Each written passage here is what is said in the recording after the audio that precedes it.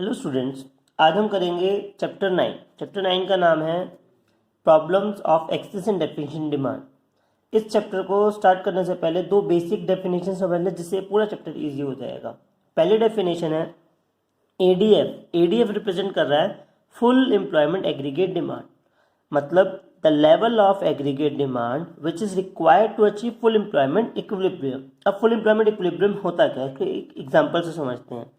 मान लेते हैं एक इकॉनमी में aggregate supply at full employment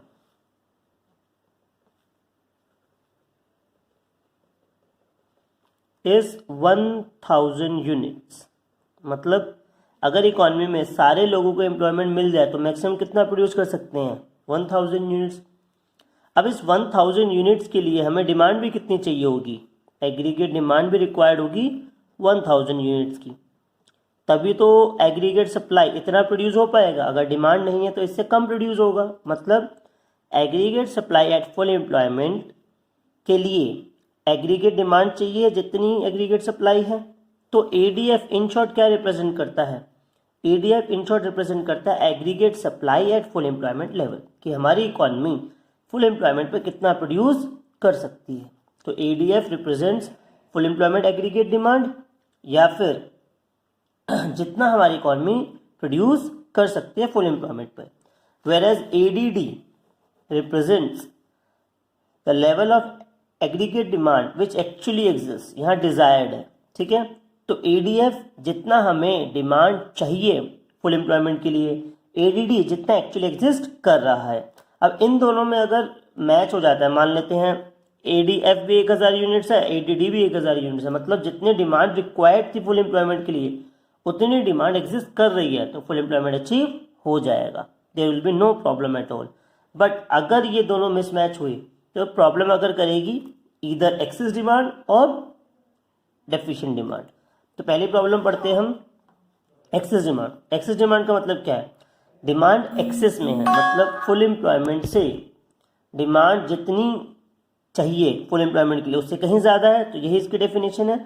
When aggregate demand is over and above the full employment level, that is called excess demand। तो इसकी situation क्या होती है, ADF is less than ADD, या फिर desired aggregate demand is over and above the required aggregate demand।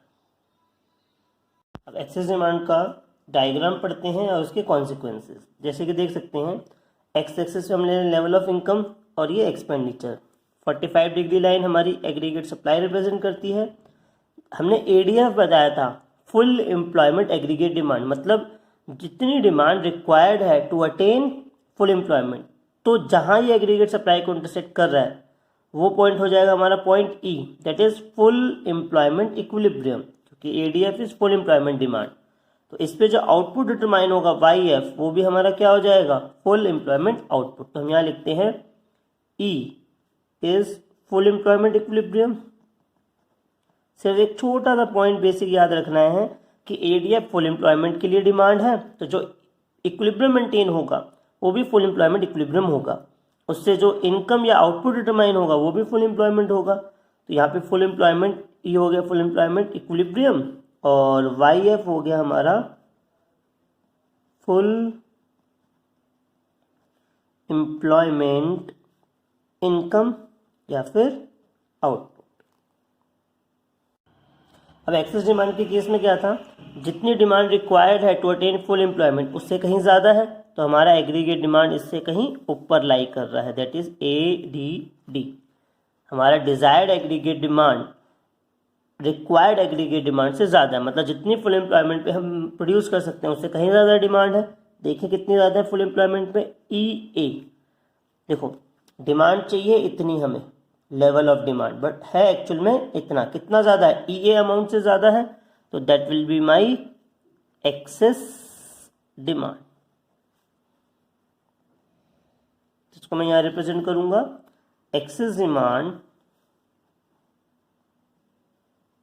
Is equal to EA। Clear है। अब full employment से आगे हम जा सकते हैं। अगर हम देखें तो डिजायर्ड एग्रीगेट डिमांड और एग्रीगेट सप्लाई यहाँ इंटरसेक्ट कर रहे हैं, बट फुल एम्प्लॉयमेंट से आगे हमारा प्रोडक्शन पॉसिबल नहीं है, तो यहाँ इक्विलिब्रियम पॉसिबल नहीं है, ये एक इमेजिनरी लाइन रहेगी। दैट मीन्स हम इससे आगे कोई इक्विलिब्रियम मार्क नहीं करेंगे। अब हम स्टार्ट करते हैं इसके कॉन्सिक्वेंसेस। कॉन्सिक्वेंसेस अगर देखें तो जब मार्केट में एक्सेस डिमांड होगा तो एक्सेस डिमांड होने से हमारा actual stock will be less than desired stock, क्योंकि जब मार्केट में बहुत ज़्यादा डिमांड है तो प्रोड्यूसर का सामान बिकता चला जा रहा है, तो उसके बाद स्टॉक बचेगा ही नहीं। स्टॉक नहीं बचेगा तो he will try to produce more, तो प्लांट प्रोडक्शन बढ़ेगी। प्लांट प्रोडक्शन बढ़ाए as a producer to produce more, the demand for FOPs, FOPs मतलब फैक्टर्स ऑफ प्रोडक्शन, ठीक है, यहाँ मैं लिख देता हूँ factors of production, land, labour, capital, entrepreneur, इन सब की डिमांड भी क्या हो जाएगी, एफओपीज डिमांड इंक्रीज। जैसे मैंने प्लांट प्रोडक्शन बढ़ाया, मैं ज़्यादा से ज़्यादा लेबर हायर करना चाहूँगा, ज़्यादा ज़्यादा कैपिटल, ज़्यादा ज़्यादा लैंड, तो उनकी डिमांड बढ़ाऊंगा, but they are fully employed. Fully employed कैसे, हमने बताया यहाँ पर कि एक्सेस डिमांड में फुल एम्प्लॉयमेंट से ज़्यादा डिमांड है, तो ऑलरेडी फुल एम्प्लॉयमेंट अचीव हो रहा है, तो factors of production are already fully employed, तब भी उनकी डिमांड बढ़ रही है, तो prices of FOPs, prices of FOPs बढ़ जाएंगे, क्योंकि जब लेबर की डिमांड ज़्यादा होगी तो वो वेजेस भी डिमांड ज़्यादा करेंगे, ठीक है, एक कंपनी से दूसरी कंपनी में जाने के लिए, क्योंकि लेबर तो मार्केट में लिमिटेड है और सबको काम मिला हुआ है, तो हर एक प्रोड्यूसर इंडिविजुअली ज़्यादा प्रोड्यूस करने की कोशिश करेगा, तो लेबर की डिमांड बढ़ेगी, और लेबर की डिमांड बढ़ने से उसके प्राइसेस बढ़ जाएंगे, और जैसे लेबर के प्राइस बढ़ेंगे कॉस्ट ऑफ प्रोडक्शन बढ़ जाएगी, क्योंकि अगर हम ज़्यादा वेजेस देंगे तो हमारी प्रोडक्शन कॉस्ट भी ज़्यादा आएगी, और प्रोडक्शन कॉस्ट ज़्यादा आने से क्या कॉज होगा, इन्फ्लेशन। इन्फ्लेशन कैसे, प्राइसेस ऑफ फाइनल गुड्स बढ़ जाएंगे, इसको हम बोलते हैं इन्फ्लेशन। क्लियर है, इससे हम कहाँ फंस जाएंगे, इससे हम फंसेंगे इन्फ्लेशनरी स्पाइरल में। अब देखो स्पाइरल कैसे हुआ, मार्केट में गुड्स के प्राइस बढ़े, गुड्स के प्राइस बढ़ने से हर एक लेबर वेजेस ज़्यादा डिमांड करेगी, वेजेस ज़्यादा डिमांड होने से कॉस्ट बढ़ जाएगी, कॉस्ट बढ़ने से फिर से प्राइसेस बढ़ जाएंगे, तो ये स्पाइरल चलता रहेगा। स्टार्ट होगा वेजेस से, क्योंकि हमने यहाँ पर एफओपीज की डिमांड ज़्यादा करी थी, वेजेस बढ़ी, कॉस्ट बढ़ी, कॉस्ट बढ़ी, प्राइस बढ़ी, प्राइस बढ़ने से फिर से वेजेस, ये चलता रहेगा, इसको हम बोलते हैं इन्फ्लेशनरी स्पाइरल। नेक्स्ट स्टार्ट करते हैं next problem, deficient demand. Excess में क्या था, जब डिमांड फुल एम्प्लॉयमेंट के रिक्वायरमेंट से ज़्यादा हो जाती थी तब एक्सेस था, और इसका अपोजिट हो जाएगा डेफिशिएंट, जब डिमांड फुल एम्प्लॉयमेंट लेवल से कम हो जाती है। तो when aggregate demand is less than और lower than the full employment level, that means full employment aggregate demand है एडीएफ और डिजायर्ड उससे कहीं कम है, तो मतलब फुल एम्प्लॉयमेंट अचीव नहीं होगा। जितने अमाउंट से फुल एम्प्लॉयमेंट अचीव नहीं होगा वही हमारा डेफिशिएंट डिमांड होगा। देखो ये हम डिस्कस कर चुके हैं, एग्रीगेट सप्लाई और फुल एम्प्लॉयमेंट डिमांड जहाँ इक्वल होते हैं और फुल एम्प्लॉयमेंट इक्विलिब्रियम होता है, इस पे जो इनकम डिटरमाइन होती है फुल एम्प्लॉयमेंट इक्विलिब्रियम इनकम होती है।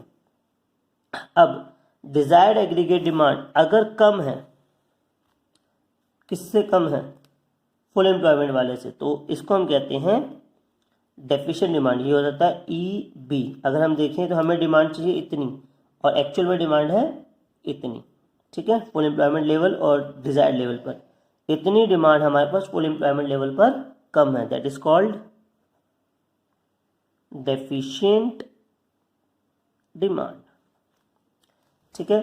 अब deficient demand is represented bye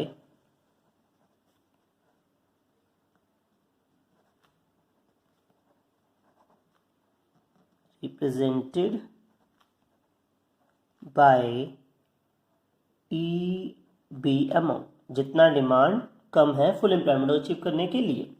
अब इसके पढ़ते हैं कॉन्सिक्वेंसेस। देखिए कॉन्सिक्वेंसेस में जब मार्केट में डिमांड कम होगा, डेफिशिएंट डिमांड मतलब फुल एम्प्लॉयमेंट से डिमांड काफ़ी कम है, डेफिशिएंट डिमांड के केस में हमारा एक्चुअल स्टॉक बढ़ता चला जाएगा, डिजायर्ड से मतलब हमारे पास गुड्स स्टॉक में बचती रहेंगी। एज ए प्रोड्यूसर जब मेरे पास गोडाउन में गुड्स का स्टॉक बढ़ता चला जा रहा है तो I will produce less, that is plan production will decrease. As plan production decreases FOPs demand decrease हो जाएगी, मैं कम लेबर कम लैंड सब चीज़ें फैक्टर्स कम डिमांड करूँगा, तो जब उनकी डिमांड कम होगी तो अनएम्प्लॉयमेंट बढ़ेगी, और अनएम्प्लॉयमेंट बढ़ने से लेबर कम वेजेस पे भी काम करने के लिए रेडी हो जाएंगे। मतलब प्राइसेस ऑफ एफओपीज जो हम देते हैं लेबर को वेजेस, लैंड को रेंट, कैपिटल को इंटरेस्ट, ये उनके प्राइस होते हैं। तो प्राइसेस ऑफ एफओपीज डिक्रीज हो जाएंगे, जिससे कॉस्ट ऑफ प्रोडक्शन भी क्या हो जाएगी, डिक्रीज हो जाएगी। कॉस्ट ऑफ प्रोडक्शन डिक्रीज होने से प्राइसेस ऑफ फाइनल गुड्स क्या हो जाएंगे, डिक्रीज।